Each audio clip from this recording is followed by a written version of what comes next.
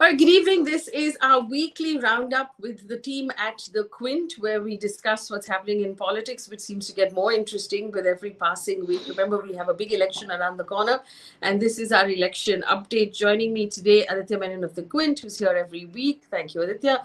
Piyush Rai, Associate Editor of the Quint, and we also have Sharat Pradhan joining us as well. Here's the interesting thing, though. हमने सोचा हम उत्तर प्रदेश के बारे में बात करेंगे, but Himachal Pradesh has suddenly become more interesting. So we're actually going to start. You can never predict politics, really. We're going to start talking about Himachal Pradesh. Quick overview for our audience as to what is happening in Himachal Pradesh.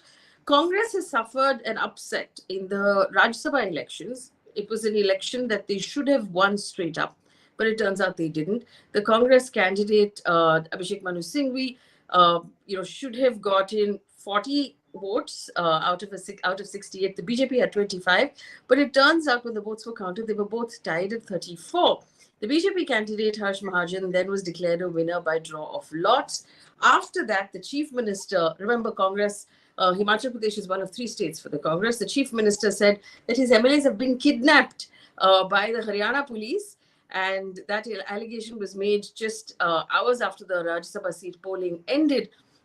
And then there was a scramble to find out where these MLAs had gone. The Congress High Command, in this case, Mallikarjun Kharge, I am referring to, sent in Bhupendra Singh Hooda and DK Shivkumar to find these 6 MLAs and then engage with them. Apparently, they are unhappy with the Chief Minister Sukhwinder Singh Sukhu and the way he's, running his state, and they want to change there. In the meantime, the BJP leaders from the assembly have gone in to meet the governor. There's some buzz about a no confidence motion, and we're going to ask Aditya where the numbers stand at this point. Does this suggest the Congress is losing out the numbers or they don't have the numbers? But what has happened now is that the chief minister has come out and said that he's not resigning. He's going to fight. He's a warrior, which suggests that all is not lost for the Congress. In the meantime, the MLAs seem to have spent the night in a hotel in Panchkula and then were airlifted by helicopter out of there. One of them, Ravi Thakur, met with the press and he said, "Hum ghumne aaye hain. We can go wherever we want. We have not been kidnapped." Now, this is where it stands at this point. In the meantime, in the assembly, 15 BJP MLAs were suspended. And, there's some of them were apparently, allegedly misbehaving with the marshals at the assembly. That's where we are right now. We're going to first find out, Aditya, is the Congress likely to lose Himachal Pradesh? I'm sorry. Are they likely to lose Himachal Pradesh? As the numbers stand today, based on what the way MLAs voted in the Rajya Sabha election, Congress is as of now safe because BJP is at 25 seats. There are 3 MLAs and the Congress is at 40. Now, even if one discounts all the 6 MLAs and the 3 independents, it still puts BJP at around 34. And the Congress is also at 34. Now the thing is, the MLAs, if they move away from the Congress, they invite the anti-defection law. So they can cross-vote in a Rajya Sabha election, but they can't cross-vote in a no-confidence motion.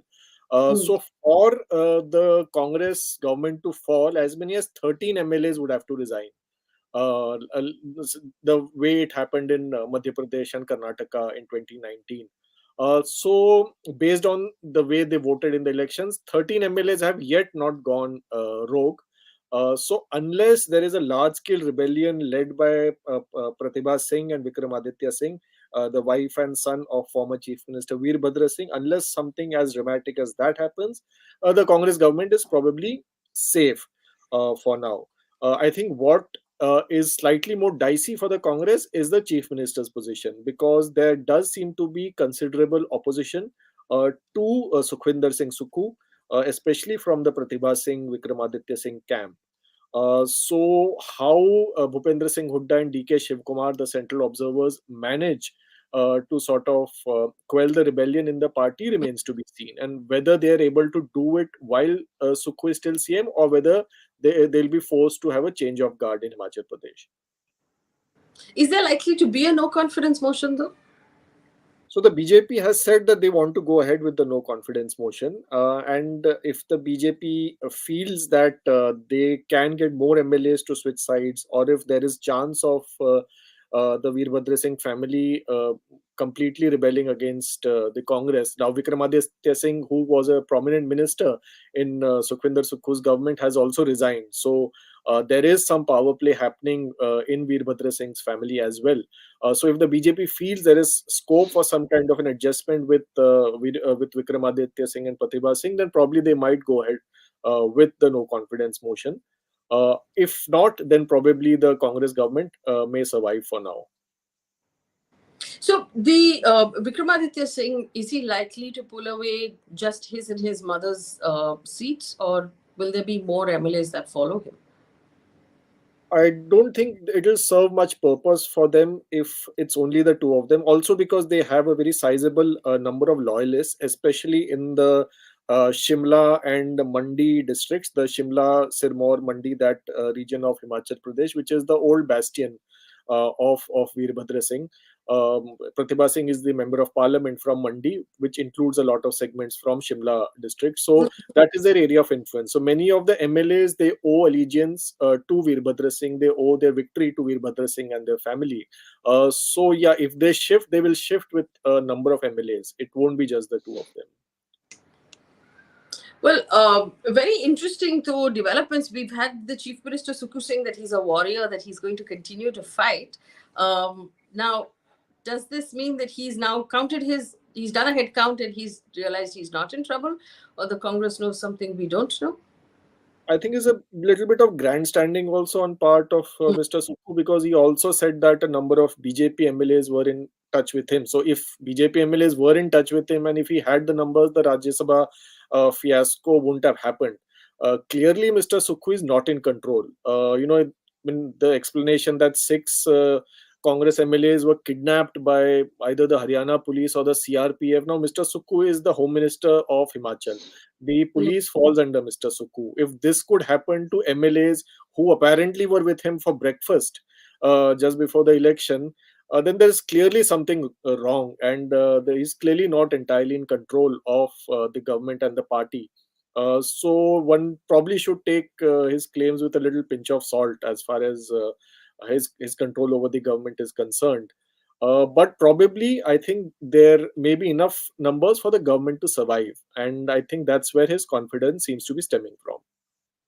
I'm going to ask you for a slightly wider view, right? Because this is now week 3 we're talking, and every week we're talking about a different state. There was Nitish Kumar in Bihar, then there was Hemant Soren in Jharkhand. Now we're talking about Himachal.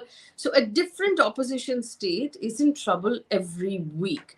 Now, if in the very least, this would mean that the Congress is constantly distracted by holding on, or the opposition is constantly distracted by holding on to its state governments. And so will barely be allowed the time right now to focus on its national campaign.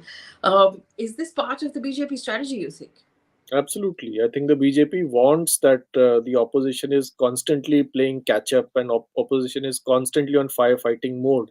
That they neither have the time nor the energy to sort of put up a strong narrative and a strong challenge to the BJP nationally. So we might, I think, no one expected Himachal Pradesh with a very comfortable Congress majority. They have 40 out of 68 MLAs. Hardly anyone expected that this state could even go the wrong way for the opposition. And this is, one must emphasize that this is the only state outside of South India where the Congress has a solo government. So, I mean, if the BJP can pull it off here, they can pull it off probably anywhere. We saw what happened. I mean, there was an instability in Jharkhand, as you mentioned, Bihar. So, I think the opposition will continue to firefight if in this manner. So it seems fairly grim, like we were talking about. Congress only has 3 states. If it gets knocked down to 2 states, that puts it on par with the Aam Aadmi Party nationally, because then the BJP is the biggest party, and after that, in second, is the Aam Aadmi Party, the Congress, with 2 states each. So really, difficult days for the Congress party. And we're going to come back to that. But, I also want to now talk about Uttar Pradesh, because while there has been a series of bad news for the India bloc and the Congress party, Uttar Pradesh may be a glimmer of hope, because the SP and the Congress have had maybe conversations that seem to have worked out. Piyush Rai is here. Piyush, can you tell us what's happening in Uttar Pradesh from a Gadbandhan point of view? Yeah, absolutely. So, Samajwadi Party and Congress finally managed to strike a deal, and they have come to an understanding. on at least 17 seats is what we are what we've learned so far. But then again, the biggest problem or the biggest challenge for the India Alliance would be the transfer of votes. Because in 2017, again, like Samajwadi Party and Congress did come together for the assembly elections. And at that time, Congress contested on 100 seats. Could not do fairly decent in those elections, and SP and Congress, they called off the alliance. So right now, like, I'll stick my neck out and say that this is not a very comfortable alliance, is what I see from here. And there are a lot of misunderstandings that yet to be ironed out. Leaders from Senior leaders from both the parties, they need to sit together and chalk out these differences and set aside these differences, and then they have to kind of go into the election as one formidable bloc, which is not happening right now. Like, we have been speaking to the cadres, the Congress cadre and the Samajwadi cadre in different regions, and now, like, their leaders have come to an understanding, but the cadre is yet to come to an understanding, is what I feel from ground. Mr. Sharat Pradhan joining us as well. I'm sorry for the delay. No problem. Uttar Pradesh expert, but also I'll ask you about Himachal in a minute. Piyush Rai telling us that he believes that the understanding between the SP and the Congress is not entirely set in stone and not fully comfortable. Are you reading that as well from the ground? Well, the manner in which the deal was finally struck, the kind of hiccups that it witnessed before that, it's bound to happen. It's too late in the day, but still they are doing it. But this is not the reason for what happened yesterday in the elections, Raj Sabha. If I hope that is not what is being understood. No, go ahead. Tell us what you understand on the ground. Because what happened yesterday was not as if that Akhilesh Yadav said that, okay, these are the people, and they did not understand him, and because the alliance was not still crystallized, that is the reason why they voted cross voted. No, they struck a deal with the BJP. Obviously, they got tons of money for that, and that's the reason they did it. That nobody defects because of ideological reasons today, irrespective of party. And what happened? As a matter of fact, the moment Sanjay Seth, who's a big time builder, who was given the major push during Mulayam's time in UP, then subsequent, and Mulayam was the one who gave him the first maiden entry into the Raj Sabha. Then he switched sides the moment there was change of guards. So the moment Sanjay Seth's name cropped up as the 8th candidate of the BJP, there was reason for Akhilesh to believe that his third candidate would not get elected. It was very clear. And there would be, and the kind of, invariably in such positions, wherever any party puts up an extra candidate and the guy happens to be loaded with money, then you rest assured that he's the one who's going to get elected. Because money is what plays major role in all Raj Sabha elections. It's an unfortunate. The Raj Sabha, why it was constituted and it was known as the House of Elders, is now a house of a whole lot of manipulators. Less said the better. The kind of people who get in there by all the wrong means, by all the. So what I want to point out is, as a matter of fact, either Akhilesh was taken for a ride by his own uncle, Ram Gopal Yadav, because Ram Gopal Yadav is alleged to be an agent of Amit Shah. I'm saying it in as many words. And he is the one who is Akhilesh's friend, philosopher, guide, everything. And he calls the shots in the BJP. He was the one who was responsible for forging the divide between Akhilesh and his father, between Akhilesh and the other uncle, Shivpal Yadav. And once again, Akhilesh relies so blindly on him. And he's the one who's more interested in ensuring the victory of his son in the Lok Sabha election from Firozabad.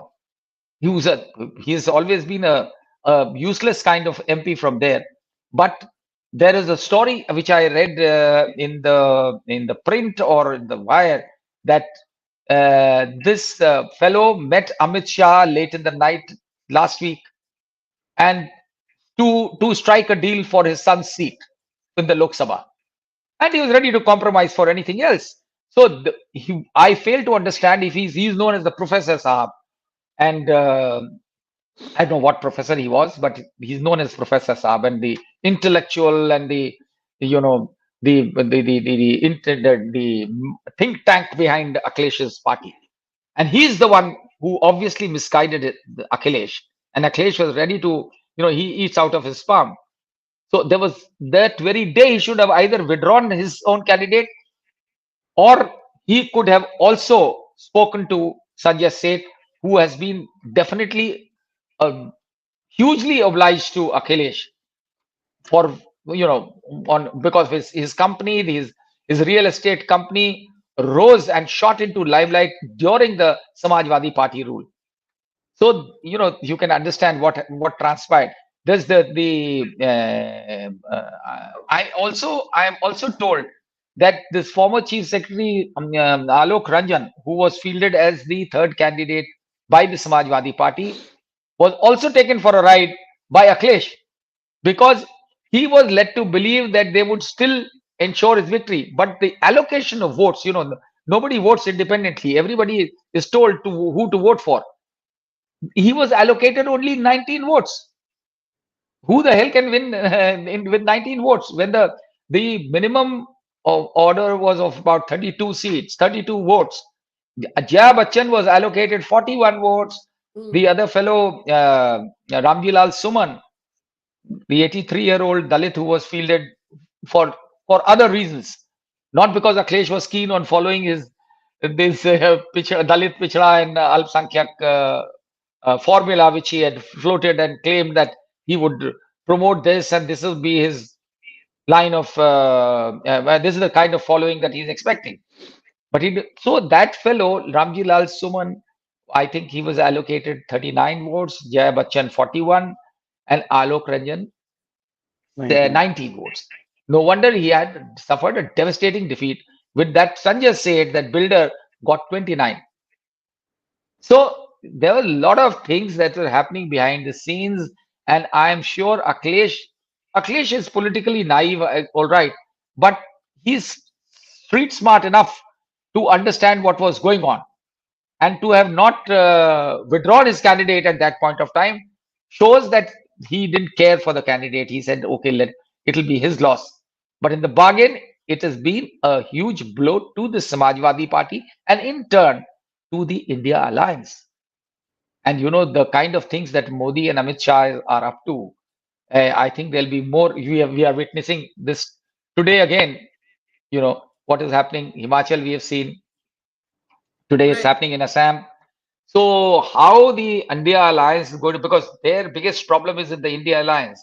They moved heaven and earth to see that India Alliance never stood up. Eventually, when it did, and Mr. Pradhan, let me come back to you on that. I'm just going to get Piyush Rai's point of view on the Rajya Sabha election that happened yesterday and the surprise there for the Samajwadi Party, because we were talking about Himachal a little while ago before you walked in, but we didn't. Piyush, Mr. Pradhan spilling the beans on many things that happened behind the scenes, but the impact of that right now going forward into the main Lok Sabha election. Well, it's certainly going to have. Sorry. So you're asking Piyush. No. Sorry. Please go ahead. No, please so go ahead, I've always maintained that a party like BJP, which is not a party anymore. It's more like an election machine right now, and it has been for quite some time. So whenever they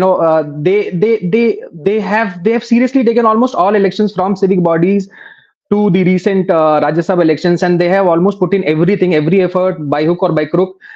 They have managed to put their way through inside more by crook in all these elections. So I'll here say that I'll take a sentence out of Pradhan's statement and I'll say that Akhilesh Yadav is a bit naive, and this is what even people in his backyard, like in Manpuri, they also say, they claim the same thing, that someone like Shivpal or Ram Gopal, I'll not say Ram Gopal, but Shivpal has to take a lead in these things when it comes to shrewdness, through which parties contest elections.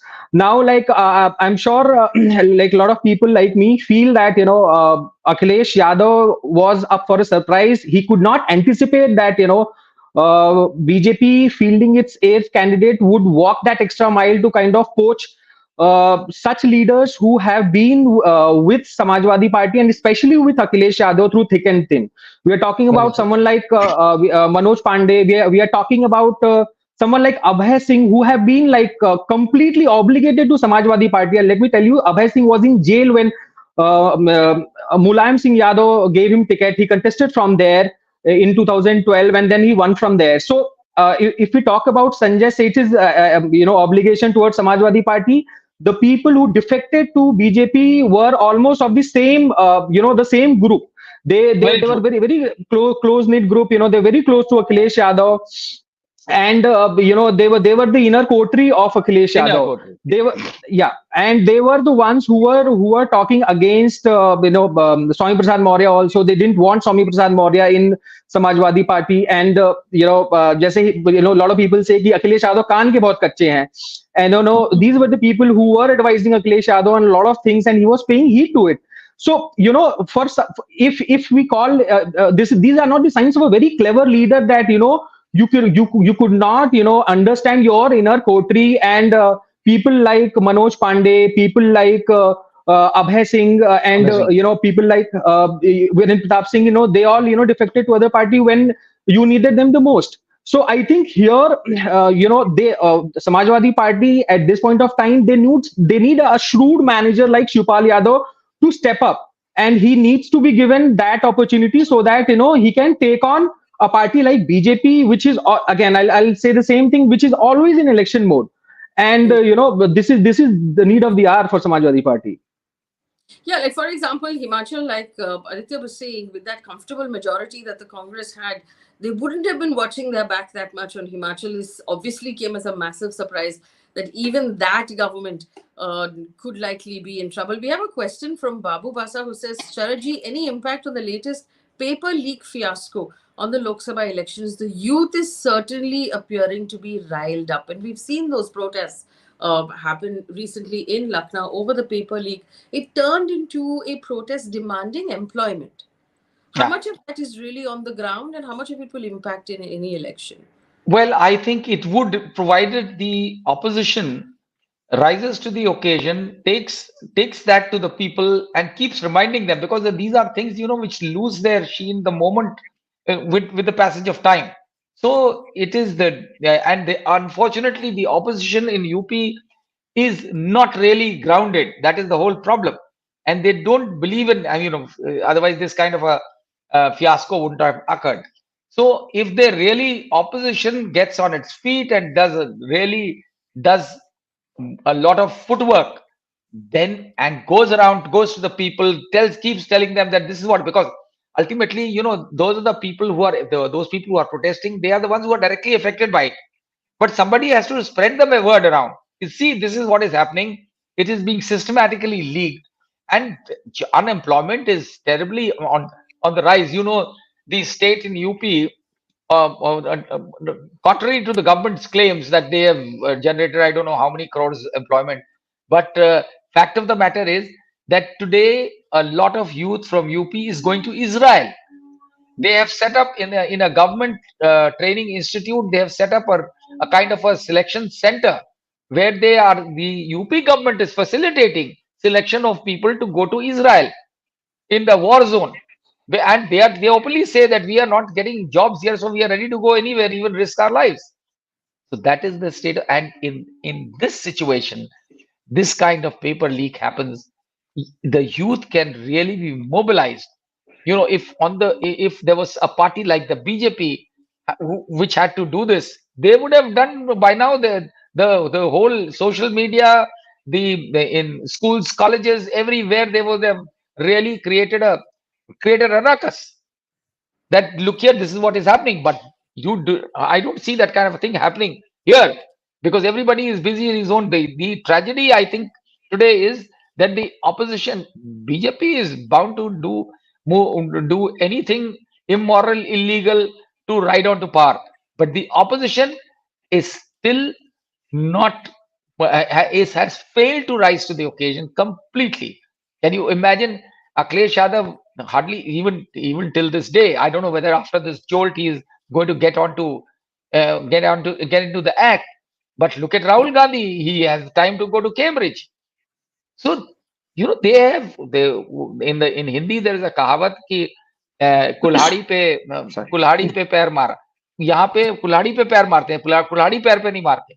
That is the tragedy of the opposition, and we are suffering because of the weakness of the opposition, and even on this issue also, because there are a lot of issues related to the youth which can be picked up for the election campaign, but There is not. so Aditya? I wanted to in fact take that question to Piyush Rai as well, because Piyush, you have extensively covered the paper leak issue and you also interviewed the Israel job seekers. So, Yeah. how much is the angst regarding jobs, and is it an election issue at all? I'll just add to what Pradhan sir just said, that this could become an election issue only if the opposition wants. Like I'll tell you, it's only Pallavi Patel who went to this the agitation that was happening at Eco Garden in right, Lucknow. She was the only opposition leader who went to meet these agitating students, especially the UP Police Constable recruitment exam students who were agitating for re-exam. So think of it, only Pallavi Patel was the only opposition leader who went on ground to kind of meet these students. She gave a brief speech also there. She said that she's standing with them and she'll raise their issue. So there was no other leader. Akhilesh Yadav is in Lucknow only.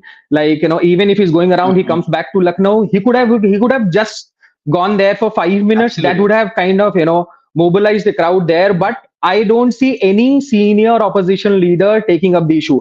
Think of it on the BJP point of view. Had BJP been in the opposition in the state, they would have made it the national issue, or the worldwide issue. The unemployment in Uttar Pradesh would have become the worldwide issue right now. So I think this is a big issue. It's simmering on the ground. But then I have my own apprehensions about this thing turning into translating into vote, because there is no party, neither the Samajwadi party nor the Congress, nor forget about BSP, trying to tap onto this entire students movement and take it any further. So I really don't think this angst, or this mobilization, I think this will slowly fizzle out, and it will be kind of taken over with other issues that we'll see in future. So no, the clear cut answer is no. I don't think this entire thing is going to affect the current dispensation, the BJP government in this state in the longer run. It will not hurt them hard, is what I'll say. In fact, Aditya, Unless the opposition takes it up. yeah, so I just Yeah. want to point that out, right? So Rahul Gandhi has made a statement on Twitter or X with regard to the exam paper leak. And he's basically said selling job creation institutes to their friends and hiring youth on contract is Modi's policy, exploiting Modi's guarantee. He has said history will never forgive. Modi government has eclipsed the dreams of students. So it's not really a coherent take on. And I think that for the young people on the ground who are actually protesting against the exam paper leaks, asking for jobs, there was a visual that went viral of the platform in, I think it was Kanpur, where a lot of young people had gathered very early in the morning to take the train to the police, UP police selections. Right. Just it was an illustration of the kind of numbers we're talking about. Really, for them at the voting booth, it's going to be okay. So I've not got a job under the BJP regime. Will I get a job under the opposition regime? Is that more likely? And I'm not sure if that answer will be in the favor of the Congress party, because at the end of the day, are people more confident that they will get jobs, they will get progress from the BJP, or do they think that that is possible from the Congress party? Mr. Pradhan? I'll just Sorry. Yeah, Piyush. Anil, go ahead, I Piyush. After that, I'll coming just up. like to add one more line here, which I just recalled is the day after the government accepted that there were the paper leak happened, and they have to kind of call off or cancel the paper. So the half an hour later we were bombarded with press releases from the government saying this, that Yogi Adityanath CM Yogi Adityanath has taken cognizance of the plight of the students, and he has ordered a re-exam 6 months later. And the entire Twitter trend was on how the entire government is in favor of youth, and no other government would have taken cognizance of the entire protest, and this is the only government which has done so far. So obviously some lies, some truth, and the entire Uh, narrative of what the government wanted started floating before the opposition could kind of pick up a storm on this and make it an election issue, which is obviously a big deal as of now. So this is where the current scenario is, like before the opposition thinks of making a narrative out of a problem, or or an issue, the government is already there in the damage control mode, and it is successfully quelling all the narrative which could have later gone to become a election narrative. So the government is very mindful and watchful of what is happening. I'll say that here the opposition is a bit lazy when it comes to picking up these issues and making a narrative out of it. And before the opposition can do it, the government always butts in to make sure that the entire protest or agitation that is happening, it even if it continues for a week or so, is quietly quelled, and everything dies down. So the government has been very easily managing it just because This of is the what opposition. this is what I find very fascinating. true. We've been talking, Mr. Pradhan, Aditya and I've Yeah. been talking for months about how this election, in the Lok Sabha election, is a foregone conclusion for Mr. Modi and his government to come back for a third term. But it is the opposition that is being lazy, and not the BJP. Every time we wake up in the morning and pick up our newspapers, the BJP is doing more. It's making sure it's quelling every sort of idea that comes up. It's handling all the issues on the ground. But I don't understand what business the opposition has to be lazy at all here. Uh, in fact, I mean, look, it's an April-May election, or a March-April election. We don't know the dates yet. We're Yeah. at the end of February right now, and I don't see a coherent idea from the India bloc. I don't see a coherent idea from the Congress party. It doesn't even feel like they're in election mode. Rahul Gandhi is still on his Bharat Jodo 2, which is a bit of a failure, if you ask me. I don't understand what the opposition is doing, Mr. Pradhan. Well, call them lazy is an understatement.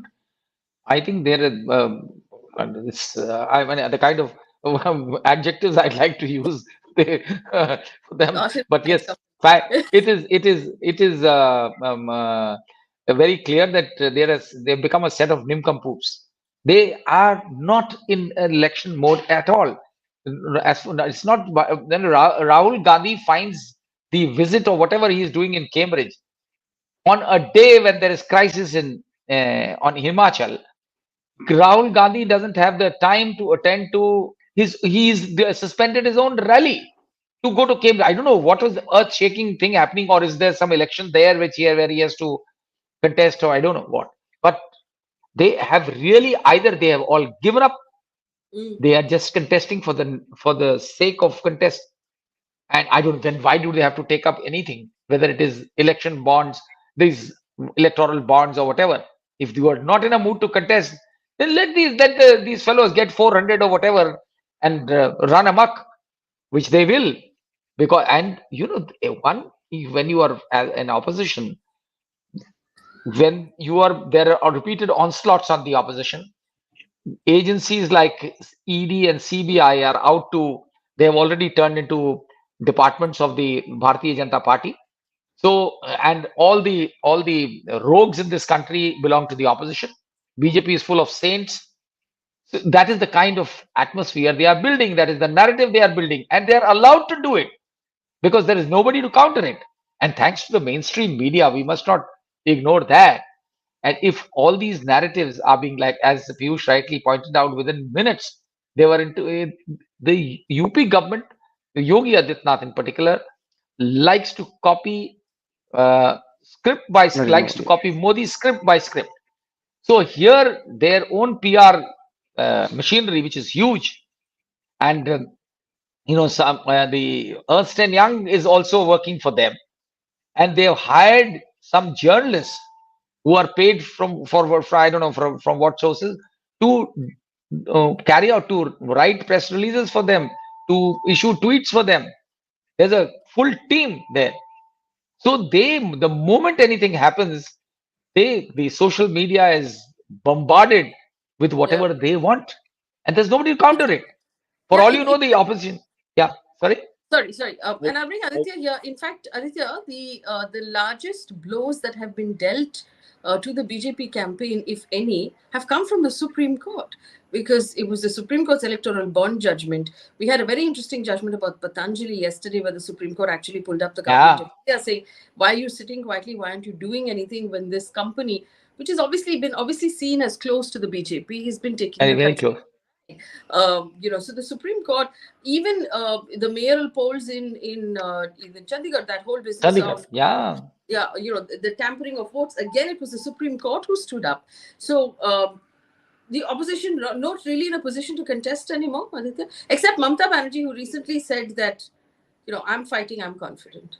but yeah, even Mamta Banerjee is facing a lot of flack on the Sandesh Khali incident. So I think even she's on the back foot. The Aam Aadmi Party is also constantly under siege in different ways. So yeah, different opposition parties are struggling. We might have a few defections from the Thakre's Shiv Sena as well, if one goes by reports. So literally no party, probably with the exception of the DMK, in the India alliance, is safe currently. I think another party, of course, who is sort of giving it back to the NDA is the RJD and Tejasvi Yadav. I think the way Yeah. Tejasvi managed the entire Nitish Kumar's switch, and how turned it against Nitish Kumar in that one speech that has now gone viral, I think is a lesson for Rahul Gandhi, for Akhilesh Yadav, and other opposition leaders. The Aam Aadmi Party too is trying in its own way to. It has already declared about half of its candidates, and it is trying to like take the offensive to the BJP. I actually wanted to ask both Mr. Pradhan and Piyush something which Piyush mentioned as a off the cuff kind of a remark on. He said, "Forget the BSP."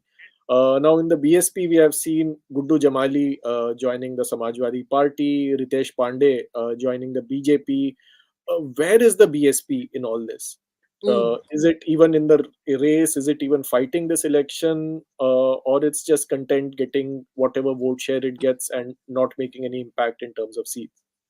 Well, if I do I Go ahead, Absolutely. Pradhan, and then Yes, I'll yes, ask. sir. well as my reading of the BSP is, it is very safely standing behind Narendra Modi. And BSP, it's not today, it's past 2.5 years. Mayawati's behavior has amply demonstrated how much she is guided by the ruling Bharatiya Janata Party, because her most of her tweets and statements have been directed towards benefiting the BJP. Her attacks have been more virulent against the Congress and Samajwadi Party than as compared to the BJP. Sometimes, for formality's sake, she may say a few things against the Bharatiya Janata Party, but otherwise, she has made it very evident, and it is within her in her own stock. They also started talking about it, and that is the good reason why her stock fell from 20%, 21% to 12% in the last Vidhan Sabha elections. And everybody believes and is convinced that it is bound to go further down, because she is not seen anywhere on ground. She is kind of, the only election time she surfaces for other reasons, because hers is a party which is openly known to be openly selling tickets. So, if you are selling in the market, you are selling something, you have to put your wares and give the impression that you are in the game. But now, with the kind of desertions that it is facing, and people are leaving because everybody knows that there was a time when Mayawati could easily demand any price for a ticket, and the people would shell out because they would know they were going to win in the name of non-entities, political, completely political non-entities would come and buy tickets, and they would win because it was Mayawati. But today, Mayawati has lost that kind of the clout that she enjoyed once upon a time in a party which was built with the a lot of sweat of her mentor Kanshi Ram, and she got it on a platter. And today, for I mean, it is widely believed and it's alleged that it is because of the fear of ED and CBI that she has surrendered before the Bharatiya Janata Party. And one would believe because the CBI sword has been hanging over her and her family for a long time, and the kind of wealth she has, it is not as if others don't have a lot of untold, ill-gotten wealth. She's not the only one, but at the moment, it is very evident that she is guided by the by the BJP, and she is under pressure from Modi or Amit Shah. One more thing I would like to point out, the natural question I'm sure Aditya would want to know: how did she manage to get 10 seats? Everybody talks about it. It's because of that alliance was a non-starter. That alliance, Mayawati used full steam only to get advantage of the Samajwadi party vote, which was conveniently transferred and willingly transferred by Akhilesh to their party. But Mayawati ensured that her vote doesn't get transferred to SP, and she did it. The moment the election was over, she gave Samajwadi party a kick and said it that she wanted to teach them a lesson for what Mulayam had done to her way back in the mid 90s, what is widely known as infamous as the guest house episode. So that was not an alliance. It was, and today, whatever she had gained, it and Akhilesh fell down from 10 to 5, and she from 0 to 10. So and this election will further is going to further diminish the party. I don't know to what level, but whatever she can at the moment, I think the BJP's design is to use Bahujan Samaj Party and Mayawati to divide the opposition vote, and you will find in this elect very soon that she'll field a lot of Muslim candidates in pockets where there is Muslim dominance, so that she can weaken the opposition vote. Piyush, what is happening with Mayawati and her party? So when I entered Uttar Pradesh for the reporting scene way back in 2015, so this was a very common saying that never predict anything about Mayawati because she'll throw up a surprise, and you'll not know about it. But then somehow I'll again stick my neck out and say that the way she has sabotaged election for the opposition last time, I'm sure she'll be up to something of the similar or the similar lines this time again, because that's the common that's the word on the ground that she'll be fielding Muslim candidates in almost all the pockets where opposition, especially Samajwadi Party and Congress, could get hold. Like think of a seat like Muradabad, where SP and Congress alliance can think of winning the seat. But then what if some BSP goes on to field a Muslim candidate there? So again, she'll continue to play that sabotage game here for the opposition again. And the one thing that I really like about BSP is that they have kept everyone guessing. Like whenever you say that the party is down and out, she'll plan a press conference and say something about the ruling party, and everybody will again start guessing that there is something that's coming. Again, when you think that this party is completely out, she'll kind of elevate Akash Anand to a different position, and again we'll start writing about how BSP is going to reform and revive the entire party. How a young face like Akash Anand has come and he'll try to revive the entire cadre.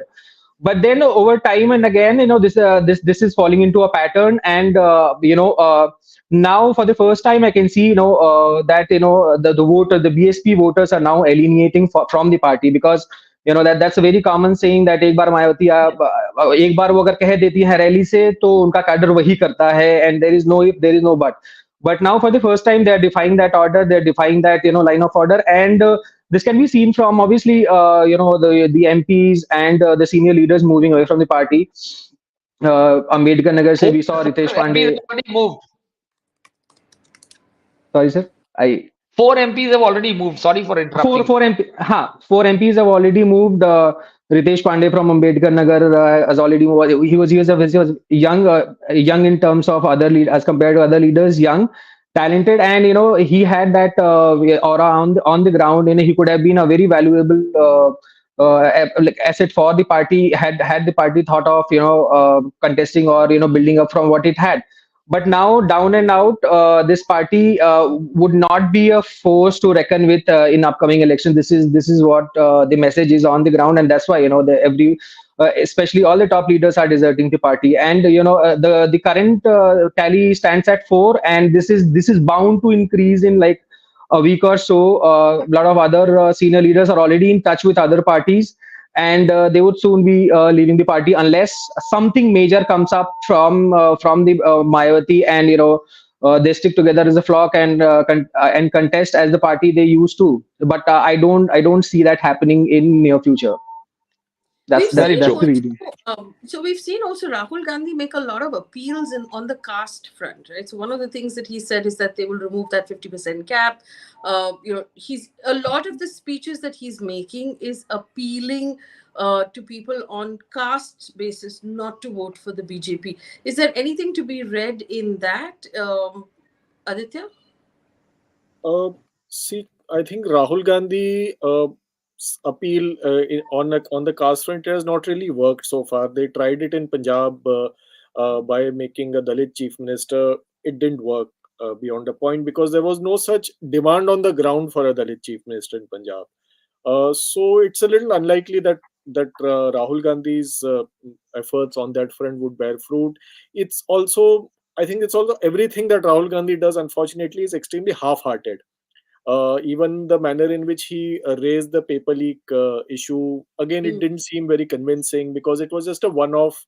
It's like a photo op, just one Exactly. one gesture aimed at one viral video or just one tweet that will get a lot of traction.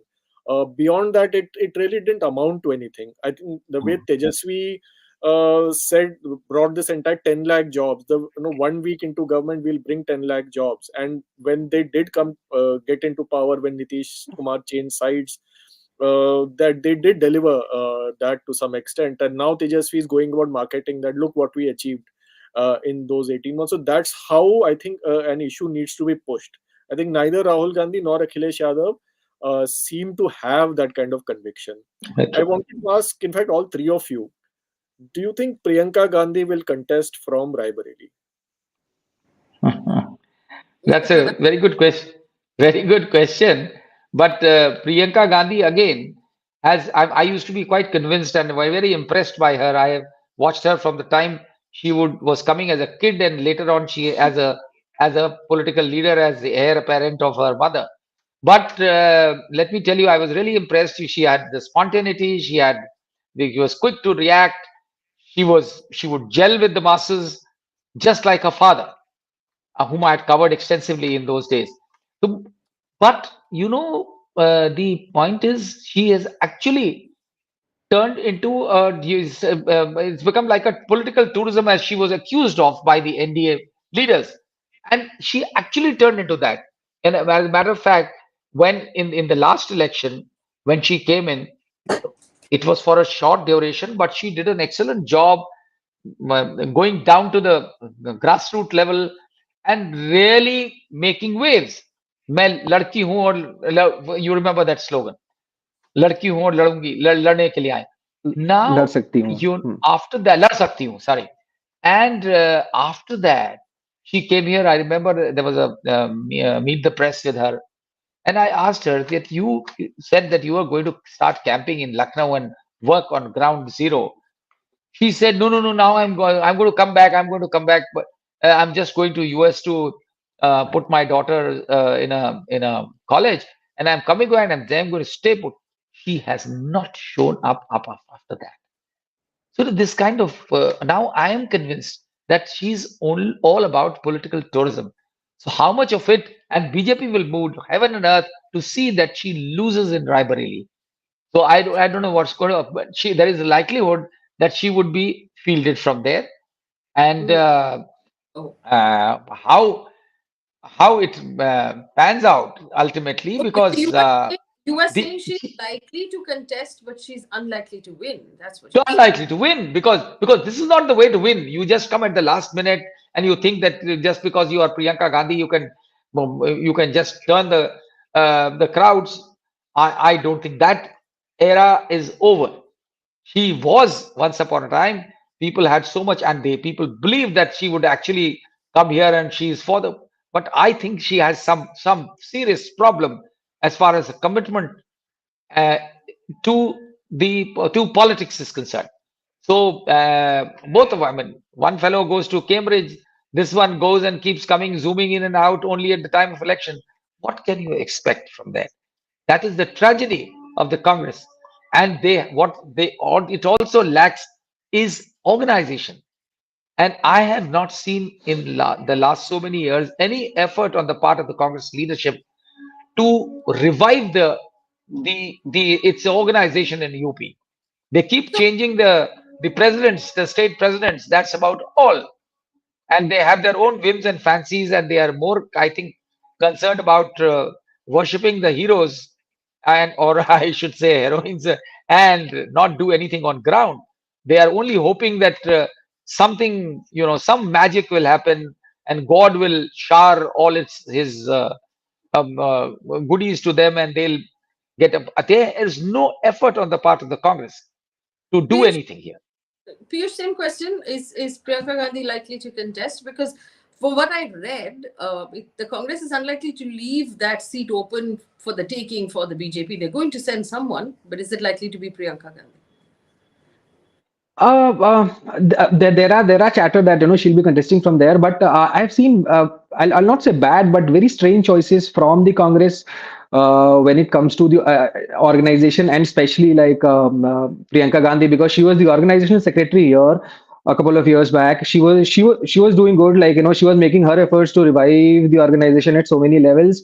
But then suddenly she was taken off from the entire state, and she hasn't made any personal visits to either Lucknow or to any other place in Uttar Pradesh in personal capacity. So, and which she was doing like a couple of years back, and she was Yeah, very active. So that's why there are a lot of chatter that she might contest from Varanasi also in earlier elections. And now that she'll be contesting from Raebareli, but the kind of strange choices, be it the state presidents, we saw Brijlal Khabri, we saw Ajay Lallu, and now we see Ajay Rai. So all these three people, and now Priyanka Gandhi out of the picture suddenly, and now again the chatter that she would contest from Raebareli. I'm not very convinced that this might happen, but I'm convinced that someone from the Gandhi family would contest from Raebareli. That goes without saying. There is no rocket science behind it. But then I'll just wait for it and see for myself what happens from the Raebareli seat. But then at the end of the day, yes, someone from the family would be contesting. she lacks consistency. That is the whole problem, I think. Yeah, absolutely. And the worst part is that her game plan regarding Uttar Pradesh has not been very clear, because for like in the initial couple of years in 2019-20, it was that she was making regular visits to Uttar Pradesh. She was Yeah, participating in things. She was basically going on spots at various incidents. Be it custodial torture or be it farmer protest. She was there meeting victims of the CA rights also. So all these things were happening, and suddenly when she's taken off the picture and without any game plan or without anyone else taking her position, I don't know, like the entire picture becomes very uncertain. And as of now, like I don't see any clarity that she will be even contesting from yeah, Raebareli or not, very because. true. Uh, one thing which I differ is that Raebareli, like Sonia Gandhi, she didn't do anything much of substance either, but then she anyhow managed to win it. Mm. That has Very been true. their home seat, and anyone from the party coming there, though it might get difficult Not this from time, today. but obviously will. It's been their seat since Firoz Gandhi's time. Yeah, so it has been easy seat for them. Yeah. Anyone from the Gandhi family can come and win. And even last time also in 2019 when Sonia Gandhi contested, I'm sure like she didn't do much of legwork like someone like Wasn't that Smriti. true of Amethi until Smriti Irani won that seat? Sorry, can Wasn't you that repeat the question? wasn't that true of Amethi as well? Until True. Rahul Gandhi lost that seat, everybody felt that this is a Congress seat. It's fairly easy for someone from the Gandhi family to just come and win it. But apparently, that's no longer true. Yeah, also this is because this was the first time BJP fielded a very senior and a formidable person as the opposition, right? Like if you look at the opposition in the Raebareli seat and at the Amethi seat before prior to Smriti Irani, they were all basically walkover candidates that opposition used to field.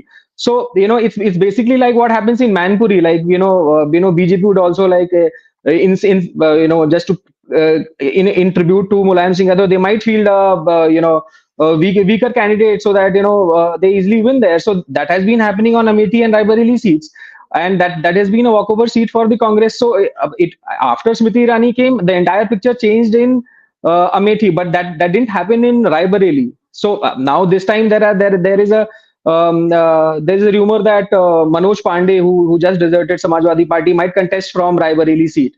So if Manoj Pandey comes in the picture, again, like this, I'm not saying that he's of the same caliber as Smriti Irani, but then he'd make it a contest at least. So there was no contest earlier on those seats, is what I believe. Also, the It was Akhilesh not Singh, just Smriti Irani, it was the whole Bharatiya Janata Party, Mm. and which to counter which the Congress did not have the wherewithal. And even Rahul Gandhi at that point of time was not giving enough time to Amethi as he should have. And that is going to be the tragedy in could be a tragedy in Raebareli as well. Because because the problem is that Congress, if you are not visible on ground, you just can't just walk in. Fine, there'll be a lot of support for you, but it'll be going to be a tough call, and the Gandhi family would not want to take risks once again. And even I'll let they don't, but unfortunately they don't have a fighting spirit. After losing, if Rahul Gandhi had continued his contact with Amethi,